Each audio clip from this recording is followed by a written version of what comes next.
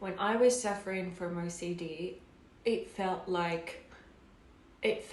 very, very, very convincing. It felt like it was my true self. And if I didn't act on it, it felt like I wasn't being true to myself. I was lying to myself. When I had intrusive thought, I also had intrusive feelings. I had ROCD, relationship OCD, and it always made it sound like it's my true self. So if I did act on the intrusive feelings or the feelings, I would feel absolutely the best. I will feel like that's my true self, that's my destiny, that's who I am.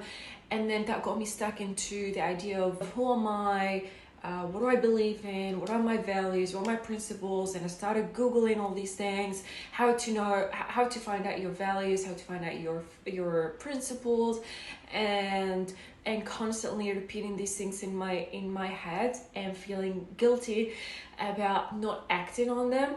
But I also know I don't want to actually act on them, because before OCD, I was very, very happy with the way things were going. And when you have OCD, it happens like that. You wake up and you're like, what's going on? That's what happened to me. I suffered from insomnia, and that was brutal. I've never had issue with sleeping, and that was the first time that I really, really experienced insomnia. I couldn't sleep. I could not sleep. I tried everything. I tried the lavender pills, the lavender essential oil. I took pills, and I'm just like this, active all night, all day, and I can't. And I remember I was like, I didn't sleep 2 days in a row, and I couldn't handle it because I was having panic attacks. So I just went to the hospital, and I was like, just give me anything, I'll take it now. OCD can really make you feel guilty, can make you feel like you're being tortured. You're torturing yourself. No one else is doing it. You're torturing yourself because you think you deserve it, because you think you're a psychopath, or you're a disgusting person, or you think you're not normal. And it feels like there's no solution, there's no way out. You feel really alone. You feel like nobody will ever understand you. No one, not even your therapist, your coach, your family and friends. You feel depressed, you want to go sleep all the time. I loved my bed when I was suffering from OCD. I take naps, like my naps be like hours.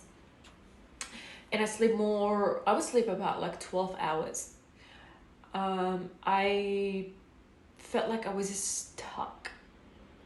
And even when I have happy thoughts, I panic about them, because I get the thought and then like, what if this, what if that, okay, if I get it, then does that mean I'm not that? And then I just like, it repeats itself all the time.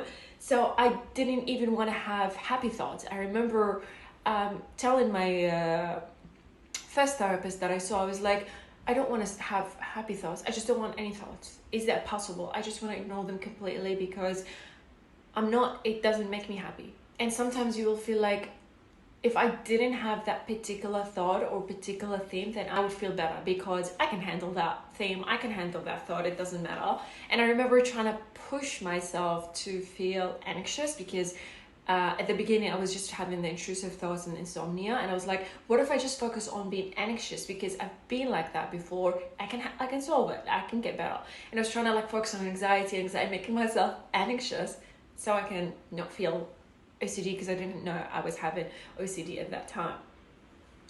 When you start doing recovery work and you start reading the books, you go through the books and you're like, that doesn't make sense. I don't feel it. I don't feel like I've observed anything. I don't feel like I've learned anything. I want to learn. It feels like your brain is foggy and you're seeing things, but you're disconnected completely. There's nothing, like the words don't mean anything.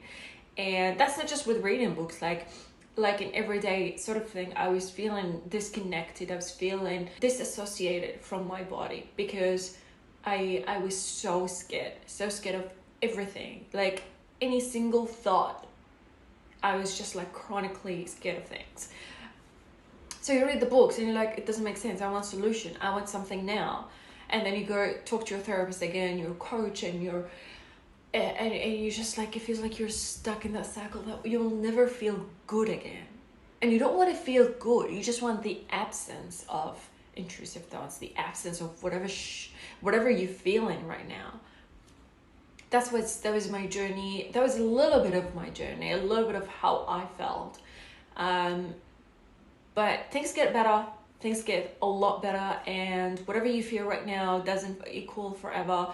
And that's something I live by every day, because sometimes if I feel depressed or a little bit anxious, straight away I catastrophize and go thinking, like I can notice the pattern in my head. It doesn't affect me, but I can see it. I can see how that got me stuck in the cycle, in the OCD cycle.